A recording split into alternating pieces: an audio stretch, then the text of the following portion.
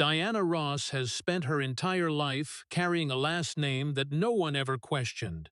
She carried a Detroit origin story that the world accepted as the complete truth, building one of the greatest identities in American music history on a foundation that turned out to be only the middle part of a much longer story, and never knew that the last name she signed on every record sleeve and every awards podium was first placed on her ancestors by the man who owned them. Then genealogists completely shattered that simple story. What they found reached back centuries before Detroit even existed and raised a question about the name Ross that no archive, no award could answer. No one asked about that last name. No one looked beyond Detroit. No one looked at what the records were hiding.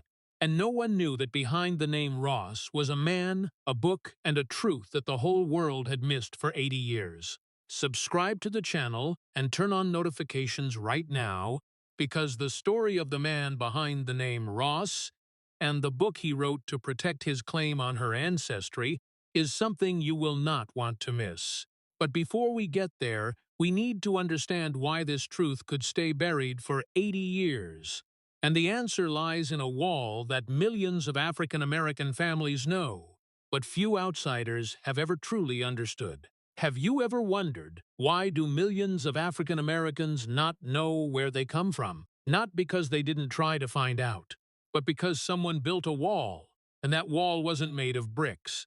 It was built with laws, with censuses, and with 2 centuries of deliberate erasure.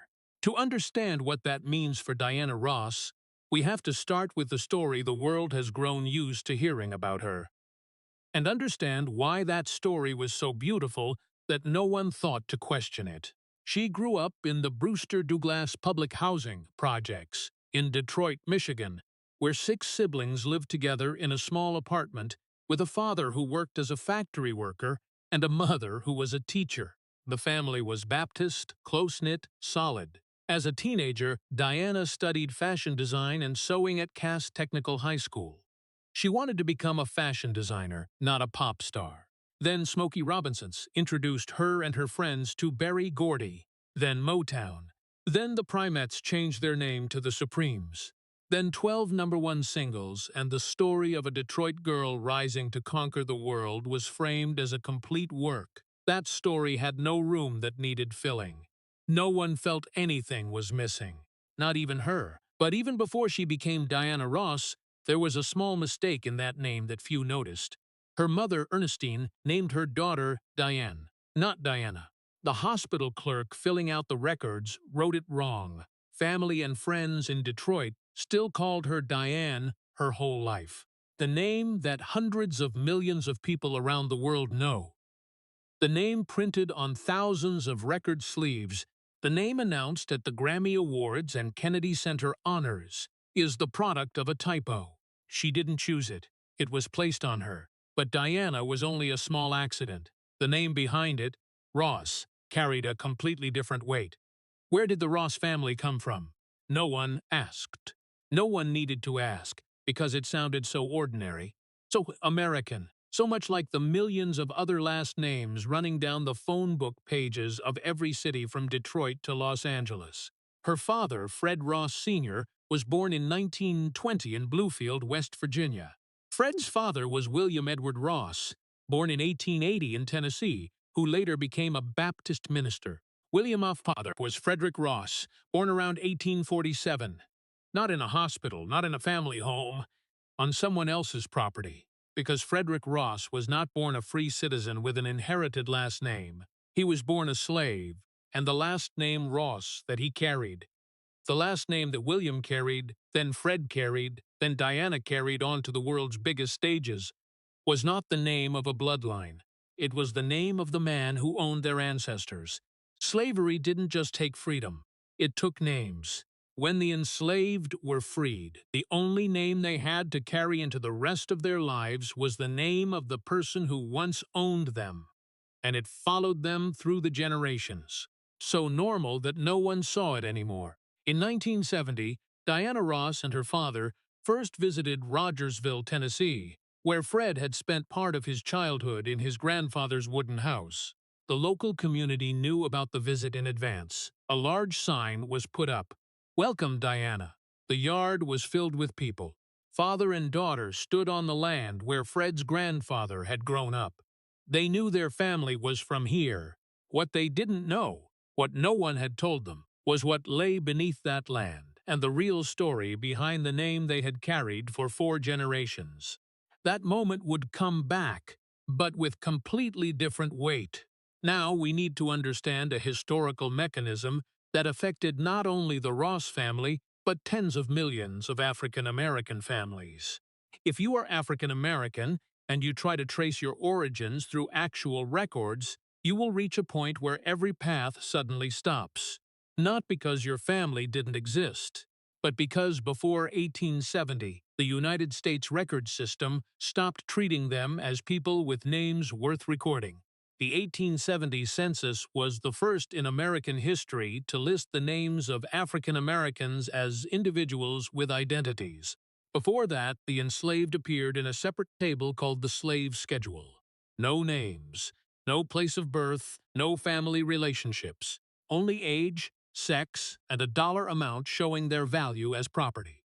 Human lives were listed alongside horses and plows in the same inventory category. This was not an administrative oversight. This was by design. Slavery was able to exist in part because it systematically destroyed the very thing every society uses to maintain identity across generations: lineage. Families were sold apart at auction. Children were taken from mothers. They belonged to the owner and changed with every transfer of ownership. Oral memory survived thanks to people who had every reason to forget and chose not to forget. But by the third, fourth generation after emancipation, the specific details began to fade. An ancestor became a piece of land. A piece of land became a rumor. A rumor became a family story passed down and that no one could trace. After the Civil War, the Freedmen's Bureau was established to help fill those gaps, recording names, residences, family relationships that the census had never bothered to record. But the Bureau was underfunded from the start, short-lived, and uneven in coverage. Entire states had gaps. Entire communities left no trace in its records. For the Ross family, records could be followed to Tennessee. William Edward Ross could be found in the census. His father, Frederick Ross, in the 1880 and 1900 censuses. But before that, before Frederick, before anything in the free world, the trail disappeared into the slave schedule, where people's names no longer existed in the records. The records weren't lost. They were erased. This is the important difference, because what is lost is something that wasn't there to lose, while what is erased is something that was once there, that once belonged to someone, and was deliberately taken away. But sometimes the wall has cracks, and in 2014, genealogist James Pylant found a crack in the historical records of the Ross family, a crack that led straight to a specific house in Hawkins County, Tennessee, and to a specific name on the 1850 slave schedule. So who is behind the name Ross?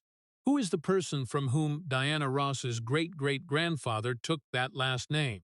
And what that man wrote about people like her ancestors, that will make you look at every record that ever carried the name Diana Ross in a completely different way.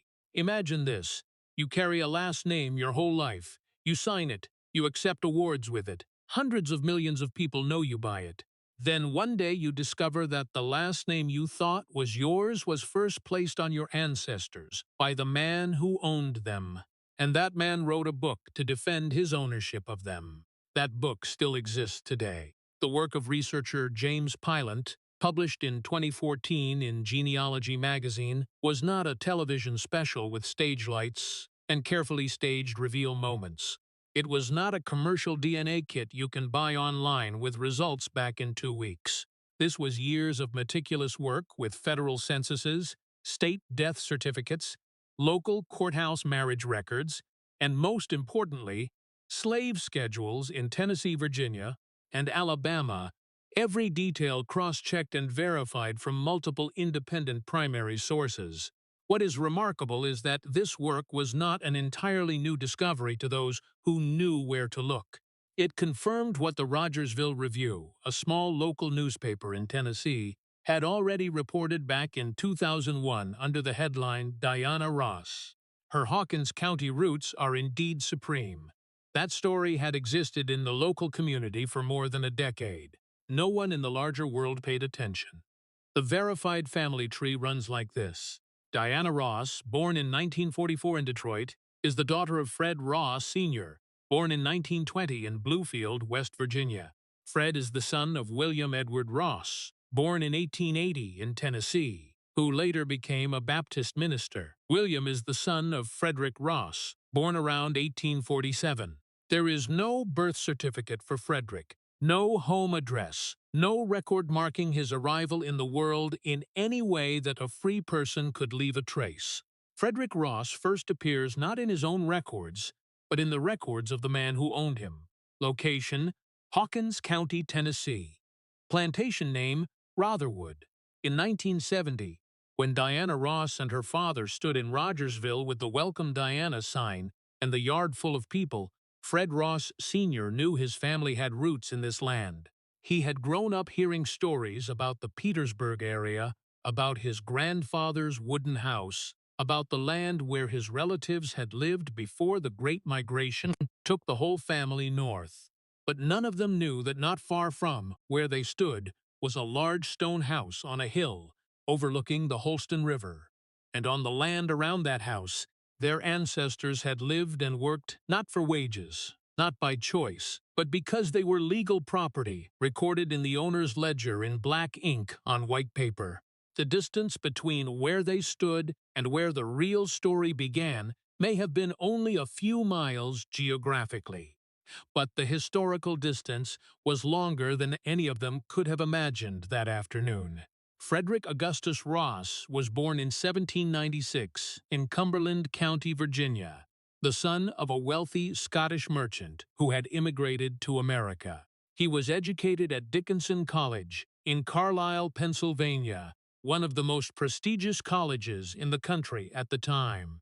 In 1818, he joined the Presbyterian Church, moved to Kingsport, Tennessee, and built the Rotherwood Mansion on the hill, a large stone building, a symbol of learning, status, and local power. He became the minister of Old Kingsport Presbyterian Church. His small brick church was regularly packed. He was the scholar in the community, the man called upon for moral guidance, the man whose words from the pulpit were noted and passed on. He was a man the community trusted. That was the public portrait of Frederick Augustus Ross. Now look at what the census records show. In 1850, Reverend Frederick A. Ross is listed in the federal slave schedule, holding dozens of human lives in his possession. They are listed not by name. State records did not bother to record their names because they were not individuals entitled to legal recognition, but by age, sex, and a dollar amount showing their market value as property. A man who stepped into the pulpit every Sunday to speak about human dignity and God's love, and kept a list of people the law did not recognize as full persons. But the people on that list had names, and one of them, or their descendants, carried his last name out of Rotherwood and carried it forward, through 3 generations, through West Virginia, to Detroit, to every music chart in the world. And now we come to the part that many people will need a moment to process. In 1857, Reverend Frederick Augustus Ross published a book titled Slavery Ordained of God, not written in secret, not written in shame. The publisher was J.B. Lippincott in Philadelphia, one of the most respected and influential publishers in America at the time. This was not a personal thought kept in a drawer or poured out in a private journal. This was a theological treatise printed, publicly circulated, and used as one of the most orthodox arguments of the South in the national debate over slavery before the Civil War. Pro-slavery advocates cited it, Southern newspapers reviewed it, it was read from pulpits and dinner tables in homes from Virginia to Georgia. Its central argument was not complicated. The Bible does not merely permit slavery. The Bible establishes it as an order ordained by God from the beginning, that those who oppose it are not opposing an economic or social system, they are opposing the will of the Creator. that emancipating slaves is an act against divine plan. Every Sunday morning, Reverend Ross stepped into the pulpit and spoke about compassion, about moral duty, about how a Christian lives in the world. Then he returned to Rotherwood and continued to manage his property, including the people listed in the 1850 slave schedule, not by name but by number. There was no contradiction that needed resolving in his mind, because the book he had written had already resolved that contradiction with theology and scholarly language.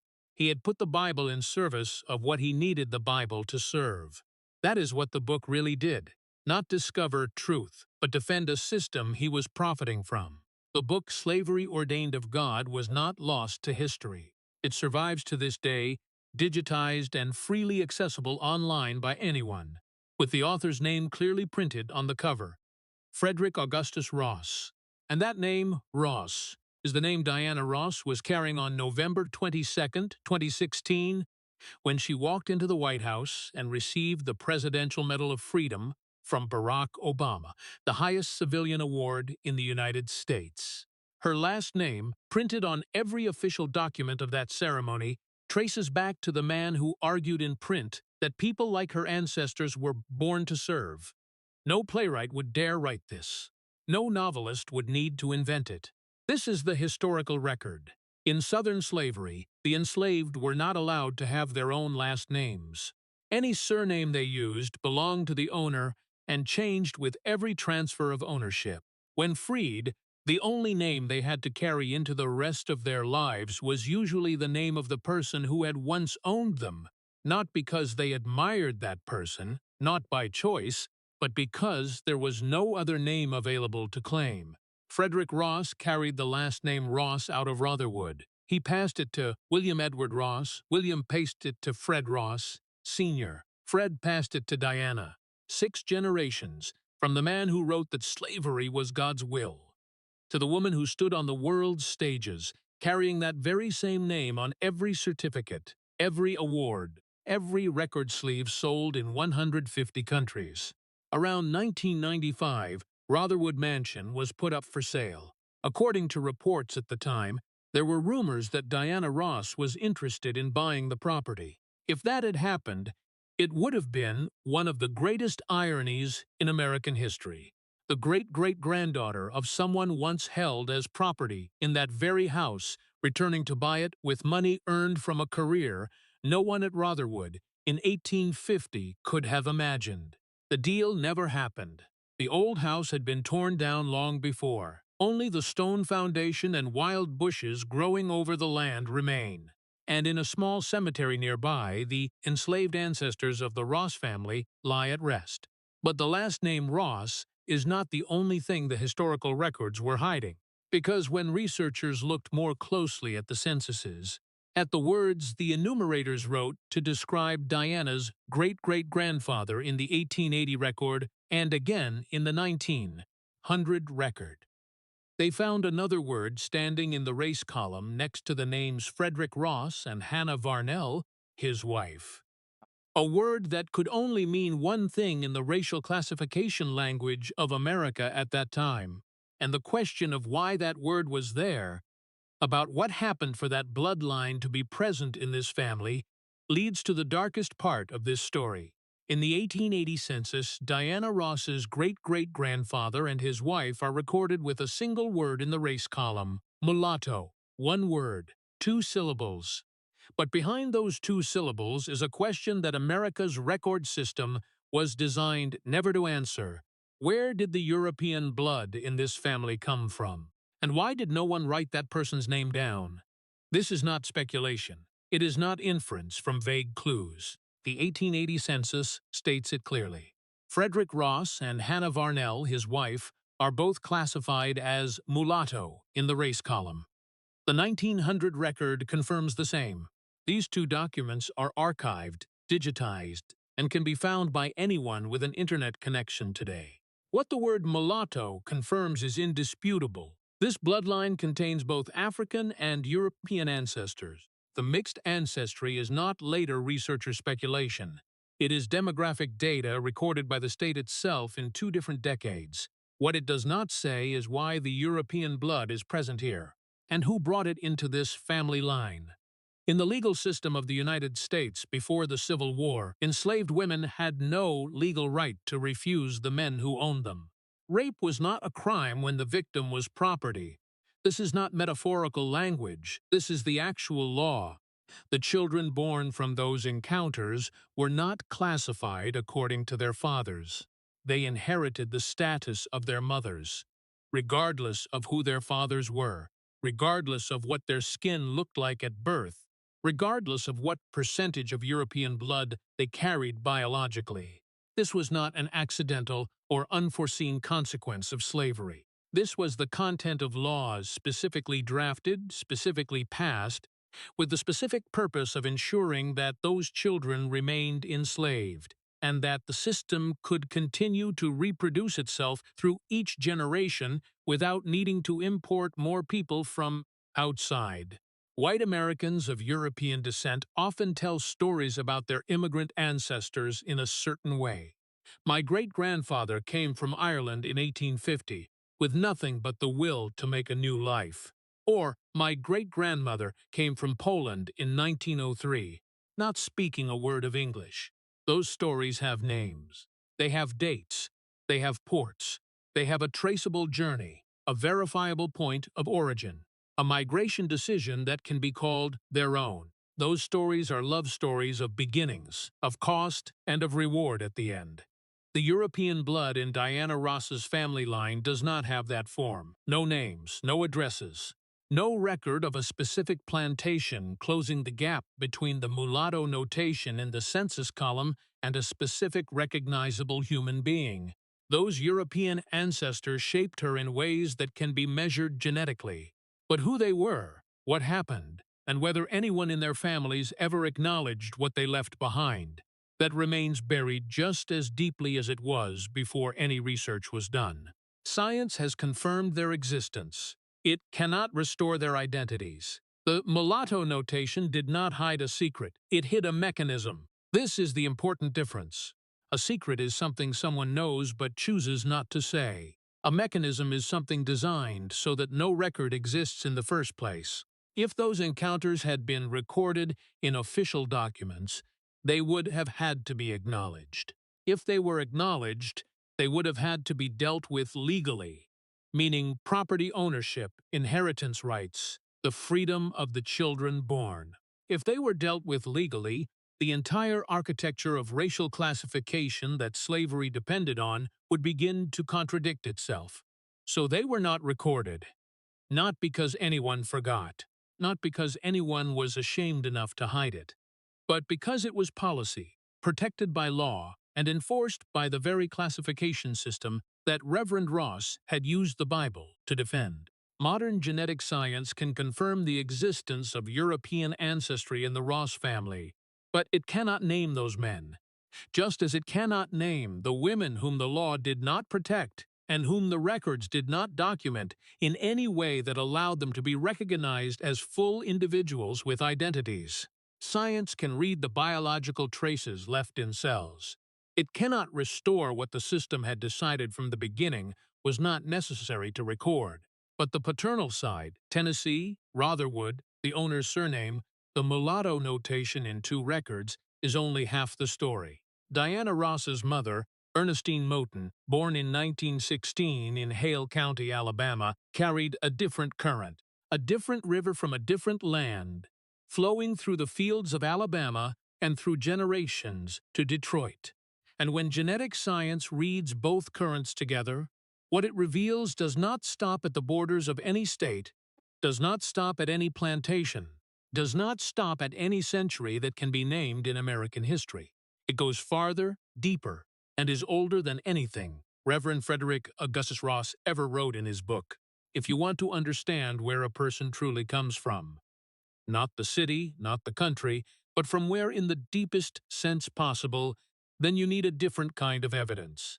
Not censuses, not plantation records, but something that lies inside the cells of the body, untouched by any law, unaltered by any classification system. That thing is called mitochondrial DNA. and it tells a different story from everything that has been said so far. Diana Ross's mother, Ernestine Moton, was born in 1916 in Allenville, Hale County, Alabama. This is not ordinary geographic detail to be read and passed over. Hale County, Alabama in 1916 was one of the highest cotton plantation densities in the country. Flat, fertile land, and for many decades before and after the Civil War, a place where the fate of thousands of African American families was written by contracts they never signed and on land they never owned. Ernestine's father, William Moton, appears in the 1900 and 1910 censuses in Hale County. Before that, the trail fades in the familiar direction, into the slave schedules before 1870, into the voids where people's names were not recorded as individuals, into the structured silence we have already encountered on the Tennessee side. Fred Ross Sr. brought the Tennessee line to Detroit. Ernestine Moton brought the Alabama line. The two met in Detroit in 1941 and married. They came from two different lands, two different record chains, two historically different walls, geographically, but identical in structure. The paternal branch, Tennessee, Rotherwood, the owner's surname, the 1870 Wall. The maternal branch, Alabama, Hale County, the cotton fields, the same 1870 Wall with the same void in front. Two different rivers flowing from two different sources. But when genetic science reads both, they flow in the same direction. In both branches, documentary records run dry before 1870. The wall appears for the third time in this story, in its familiar place, in its familiar way. And for many decades, that wall was where every question about origins was sent back with no answer. But there is one kind of evidence that the 1870 wall could never touch. No law, no census, no slave auction, no racial classification system could erase mitochondrial DNA. It lies inside the cell. It was there before any records were created. And it remains there after all those records were burned, erased, or deliberately left blank. Think of mitochondrial DNA as a thread passed intact from mother to child, through every generation, never cut, never mixed with anything else. Unlike autosomal DNA, the regular DNA that gets halved and remixed in each generation until an ancestor in the 7th or 8th generation almost completely disappears from the genetic picture, mitochondrial DNA does not work that way. It keeps its shape through each mother-to-daughter line, undiluted, unchanged by anything from the father's side. That means it can reach farther back than any paper record ever existed, farther than the 1870 census, farther than 1619, the year the first ship brought Africans to the English colonies in Virginia, farther than any ship that crossed the Atlantic in any direction. Reverend Frederick Augustus Ross could erase the names of the people he owned from the records and replace them with dollar amounts. He could not touch this. The people brought to Tennessee and Alabama through the slave trade in the 18th and 19th centuries were not anonymous figures in history, no matter how history tried to treat them. The main trade routes leading to the Deep South states mostly originated from West Africa and Central Africa, from Senegambia in the north, through the Gold Coast, through the Bight of Benin, down to Congo and Angola. Those specific coastal regions were documented in the commercial records of the very people running the trade because they needed to track their cargo. The people loaded onto ships from those shores were not people without history. They were Yoruba, with complex philosophical and artistic systems developed over centuries.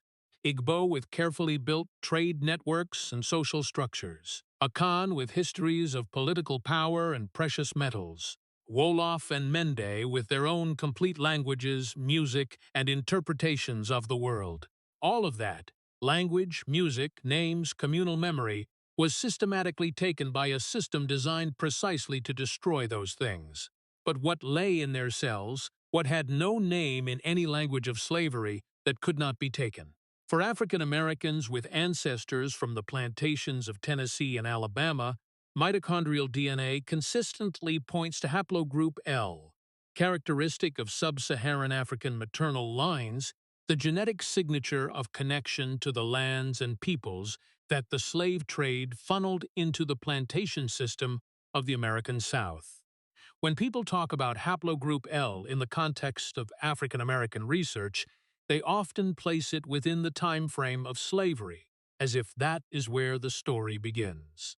But haplogroup L did not begin with slavery. It did not begin with Portuguese or British or Dutch ships.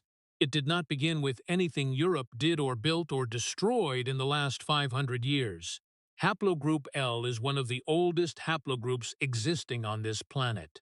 It was present in Africa hundreds of thousands of years before any national borders were drawn on any map, before any organized religion was systematized into doctrine and law. What does that mean?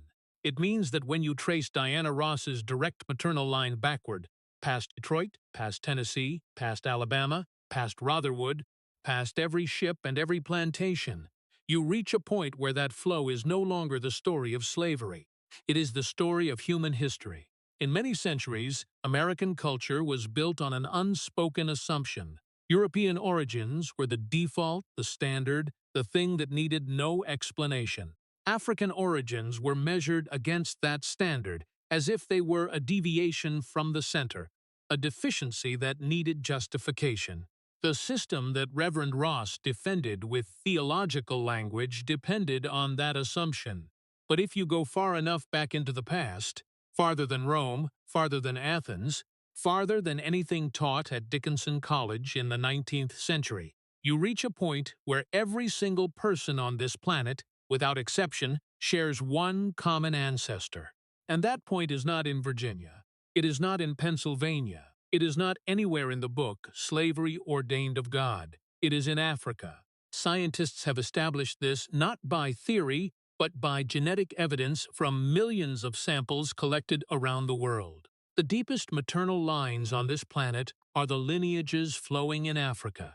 The woman American culture calls the Queen of Motown carries within her cells one of the oldest genetic lineages on Earth. No award measures that.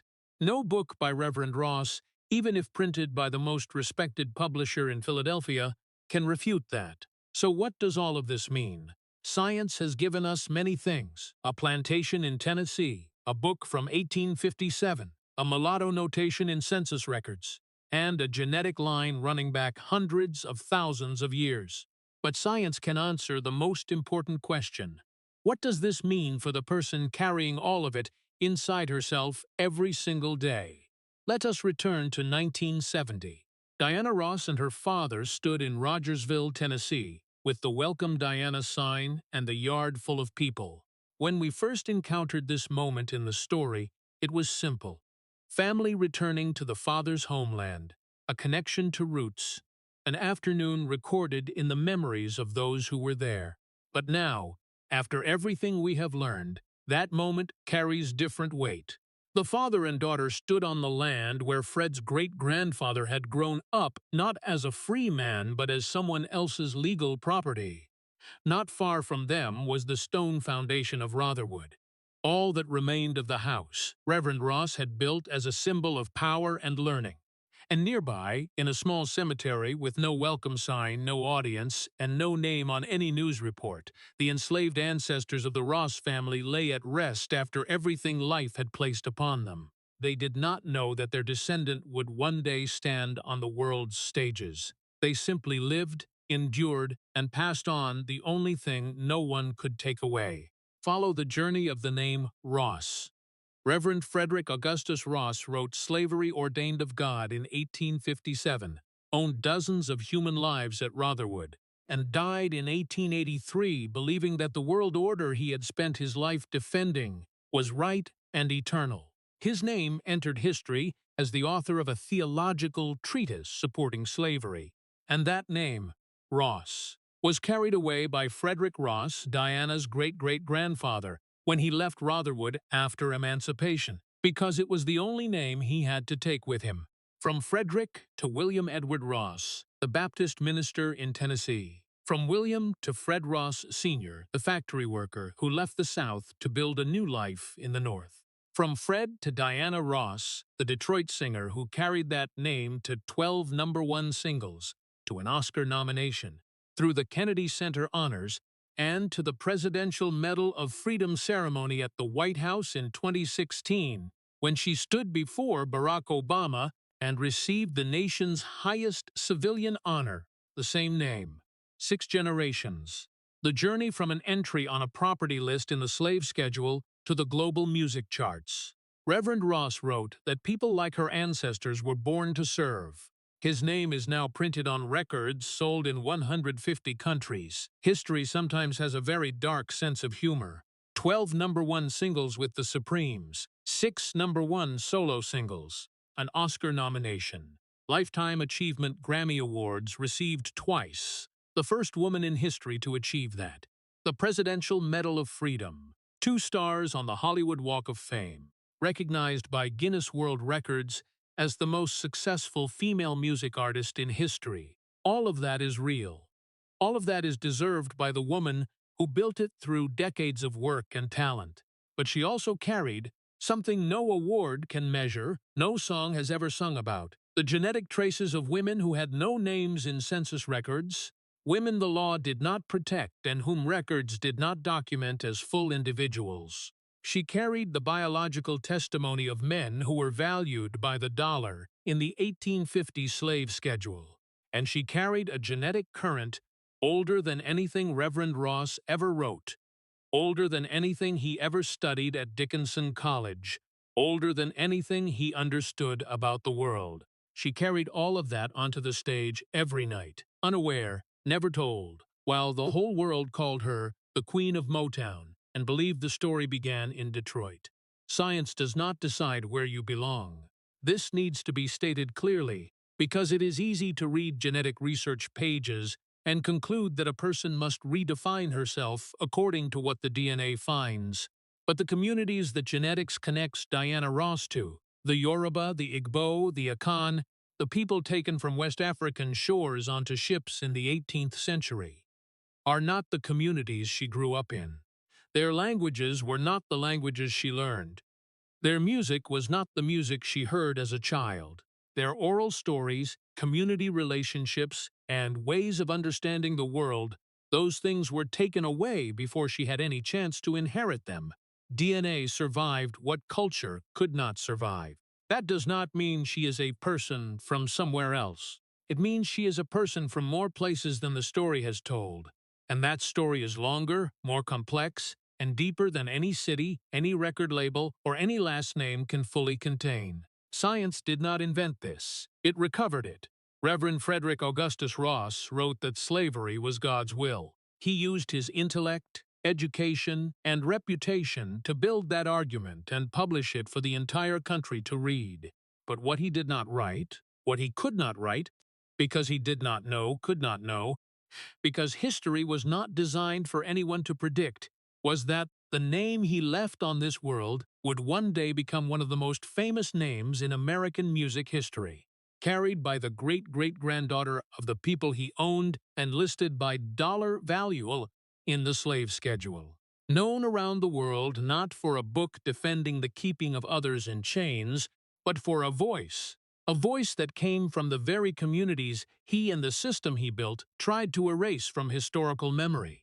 Detroit created the star, but something farther than Detroit, farther than Tennessee, farther than Rotherwood, farther than any record ever written about her or those who came before her, created everything else. And no one needs Reverend Ross's permission to say that. The story of Diana Ross and the last name Ross contains a lesson that America has never truly finished learning. When Reverend Frederick Augustus Ross sat down to write Slavery Ordained of God in 1857 at Rotherwood, he believed he was defending an eternal order.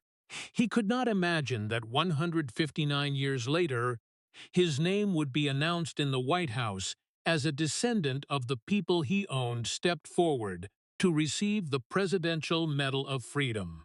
That irony is not an easy comfort about justice eventually coming. It is a reminder that history moves in directions those in power never foresee. For Americans today, especially those debating whether slavery history should be taught in schools, this story offers a concrete argument. The 1870 wall in the census did not disappear on its own. It was built by law and maintained by deliberate silence, not teaching that history does not protect anyone. It only ensures that more families, both black and white, continue to live with incomplete stories about themselves. Furthermore, the mulatto notation in Frederick Ross's census records was not an exception. Genetic researchers estimate this is the biological reality of millions of American families. The practical lesson is not to rebuild identity from scratch every time science finds something unexpected, but to learn how to hold both things at once. The Detroit story and the Rotherwood story, the inherited name and the indelible blood. Because that very complexity is the full truth about America. If the story of the name Ross and what lies beneath it makes you want to know more about histories like this that have been buried, subscribe to the channel right now so you do not miss out, because there are many other famous names carrying similar secrets that science and genealogy are gradually recovering.